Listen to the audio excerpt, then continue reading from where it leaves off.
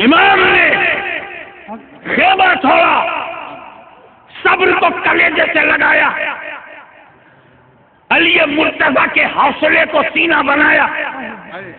رسول پاک کی دعا کو اپنا ہتھیار بنایا، دلدل سوار بیٹھ گیا گھوڑے کی پیٹھ پر، پکڑ لیا لگام، ایسا لگام پکڑا جیسے کائنات کا نظام مٹھی میں آ گیا ہو۔ حسین کی تلوار میان سے باہر آئی، بھوکا ہے حسین، پیاسا ہے حسین، لاشوں کی لاشیں اٹھا چکا ہے حسین، جوان بیٹے کی جوانی لٹ گئی نگاہوں کے سامنے۔ کوئی دوسرا ہوتا تو سرنڈر ہو جاتا، کوئی دوسرا ہوتا تو آتم سمرپن کر دیتا، کوئی دوسرا ہوتا تو ٹوٹل سرنڈر ہو جاتا۔ اور یہی یزیدیوں کو امید تھی کہ علی اکبر کی جوانی جو لٹ گئی، حسین کی کمر ٹوٹ گئی ہوگی، قاسم کا شباب لٹ گیا،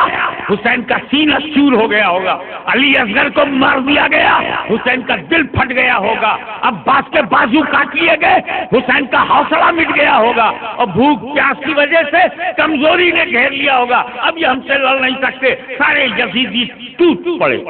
سارے یزیدی ٹوٹ پڑے۔ کمزور ہے حسین، ناتما ہے حسین، غمزدہ ہے حسین، بے سہارا ہے حسین، بے چین ہے حسین، کمزور اور ضعیف ہے حسین، طاقت چلی گئی حسین کی، شخصہین ہو گیا حسین، حملہ کرو۔ مگر جب حسین نے اپنی تلوار کو ہوا میں لہرایا، امام حسین نے جب اپنی تلوار کو لہرایا تو یزیدیوں کی گردنیں ایسے کٹ رہی تھی جیسے بنیے کی دکان پر گاجر مولی کٹ رہے ہو۔ نعرے تکبیر، نعرے رسالت، شہنشاہ خطابت، حضور غازی ملت، نعرے تکبیر۔ عربی میں بولتے ہیں کہ میں منا پہ حملہ کیا، میں سرا پہ حملہ کیا، مقدمت الجیش کو روک لیا، قلب پہ حملہ کیا۔ بس یوں سمجھ جاؤ، کبھی حسین کی تلوار اتر کو چمک رہی ہے تو دکھن کو چمکی، دکھن سے چمک کے نکلی تو پورب کو چمکی، پورے میدان پر چھا گئی، اور اس تلوار سے لوگ گھائل ہو رہے ہیں، یزیدی بھیڑیوں کے لاشوں کے لاشیں نکل رہے ہیں۔ حیدری کا چھار کا شیر نر بھی پڑھ کر جب یزیدیوں پہ حملہ آور ہوا تو یزیدیوں کی لاشوں کے ڈھیر لگ گئے، تلوار چمک رہی ہے، ایسا لگتا تھا جیسے آسمان کے سارے ستارے تلوار میں سما گئے ہیں، ایسا لگتا تھا کہ لوگ کے نیزہ پر ساری بجلیاں سمٹ گئی ہو، ایسا لگتا تھا کہ فرشتوں کی قطار آمین کہہ رہی ہو، ایسا لگتا تھا کہ حیدر کرار کا بازو حسین کے بازو میں سما گیا ہو، ایسا لگتا تھا کہ صدیق کی صداقت، فاروق کی عدالت، عثمان کی سخاوت ان کے سروں پہ سایہ دے رہی ہے، ایسا لگتا تھا کہ فاطمہ کی دعا تقدیر بن گئی ہے، ایسا لگتا تھا چادر زہرا نے آبرو بچا لیا ہو، ایسا لگتا تھا کہ مصطفیٰ مدینے میں نہیں کربلا میں حسین۔ نعرے تکبیر، نعرے رسالت، غازی ملت، شہنشاہ خطابت، جشن دستار فضیلت، دارالعلوم سرکار کلا، نعرے تکبیر۔ ایسا لگتا تھا کہ گنبد خضرا سے روح مصطفیٰ، روح ابو بکر، روح عمر ابن خطاب کربلا میں پیٹ تھپتھپا رہی ہو، ایسا لگتا تھا کہ جنت البقیع سے عثمان ذوالنورین دعا کر رہے ہو اور فاطمہ نے ہاتھ اٹھا دیا ہو، ایسا لگتا تھا کہ ان کے قبضے پر قدرت نے اپنا قبضہ کر لیا ہے۔ تلوار چلتی رہی، گلا کاٹتی رہی، شیر خدا کا شیر، شیر خدا کا شیر جنگ میں للجھا رہا، لڑتا رہا، یزیدیوں میں بے چینی پھیل گئی، اضطراب پھیل گیا، کہیں ایسا اتہاس نہ بن جائے کہ ایک ہی سپاہی نے 20,000 لشکر کو مار گرایا، ایک ہی سپاہی نے 20,000 لشکر کو مار گرایا، ایک ہلچل مچ گئی۔ لیکن اسی وقت جب جناتوں نے آ کے کہا سرکار ہمیں مدد کی اجازت دیجیے، کہا نہیں، امتحان میں حسین ہے اور امتحان میں نقل کرنا، امتحان میں مدد لینا طالب علم کی کمزوری ہے،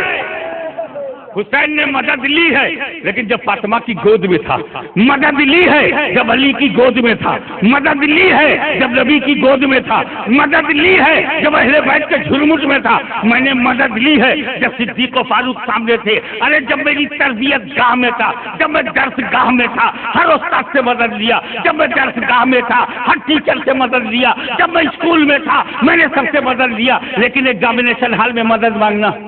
جرم۔ اپنا کہنا کہ کربلا کی پریشانی میں حسین نے نبی سے مدد کیوں نہیں مانگا، علی سے مدد کیوں نہیں مانگا، فاطمہ سے مدد کیوں نہیں مانگا؟ اب جواب مل گیا، حسین درسگاہ میں نہیں تھے کہ مدد لیتے، امتحان گاہ میں تھے، ایگزامینیشن ہال میں تھے، اور یہ بتا رہے تھے جو نبی نے سکھایا دیکھ میں سیکھ چکا ہوں، جو علی نے بنایا ہے میں بن چکا ہوں، جتنا فاطمہ نے سنوارا ہے میں سنور چکا ہوں، جتنا حسن نے چمکایا ہے میں چمک چکا ہوں۔ تو درسگاہ کا مزاج اور ہے، امتحان گاہ کا مزاج اور۔ تلوار چلتی رہی، بے چینی پھیل گئی، یزیدیوں نے سوچا اس تلوار کو روکو، یہ تلوار رکنی چاہیے، ہاؤ ٹو اسٹاپ اٹ، اس تلوار کو روکا کیسے جائے، یہ تو یزیدی بھیڑیوں کو مارتے جا رہے ہیں، یزیدی لشکریوں کو جہنم میں پہنچا رہے ہیں، اسے روکو۔ مگر انہی میں لوگ سوچتے ہیں کیسے روکوں، یہ وہ تلوار ہے جس کو روکی، اور اس تلوار کو بھوک نہ روک سکی، جس تلوار کو پیاس نہ روک سکی، جس تلوار کو قاسم کی لوٹی ہوئی جوانی نہ روکے، جس تلوار کو علی اکبر کا لٹا ہوا شباب نہ روکے، جس تلوار کو دودھ پیتا بچہ علی اصغر کی پیاس نہ روکے، ارے جس تلوار کو زینب کے خطرے میں آنے کا احساس نہ روکے، اہل بیت کی عورتیں، بچے، بیمار، مریض خطر میں آ جائیں گے، بیڑیاں پہنیں گے، ہتھکڑیاں پہنیں گے، جلوس نکلے گا، بے عزتی کی جائے گی، انسلٹ کی جائے گی، مذاق اڑایا جائے گا، اتنے احساسات کے باوجود حسین کی تلوار نہیں رکی۔ تو وہ تلوار جسے بھوک نہ روک سکی چلتی رہی، پیاس نہ روک سکی چمکتی رہی، جسے نوجوانوں کی لاشیں نہ روک سکی، آوان اور انصار، برادران عباس، دیگر برادران حسین، ابن حسین، حسین کے بھتیجے ابن امام حسن، ان سب کی لاشوں کو جو نہ روک سکے، اس تلوار کو کوئی روک نہیں سکتا، یہ بجلی سے زیادہ تیز چل رہی ہے، یہ سب کو کٹتی چلی جائے۔ اور ہاں میرے دوستو، تلوار چلتی رہی، تلوار چمکتی رہی، اتر دکن پورب پچھم، یزیدیوں کی بھیڑ میں بلبل گھس گیا، گھوڑا گھس گیا، حسین کی تلوار چلتی رہی، گردنیں کٹتی رہی، گاجر مولی کی طرح صفایا ہوتا رہا۔ اب اس تلوار کو کوئی روک نہیں سکتا، روک نہیں سکتا، روک نہیں سکتا، مگر اچانک تلوار رک گئی۔ امام حسین نے اچانک تلوار روک لی، تعجب میں لوگ پڑ گئے،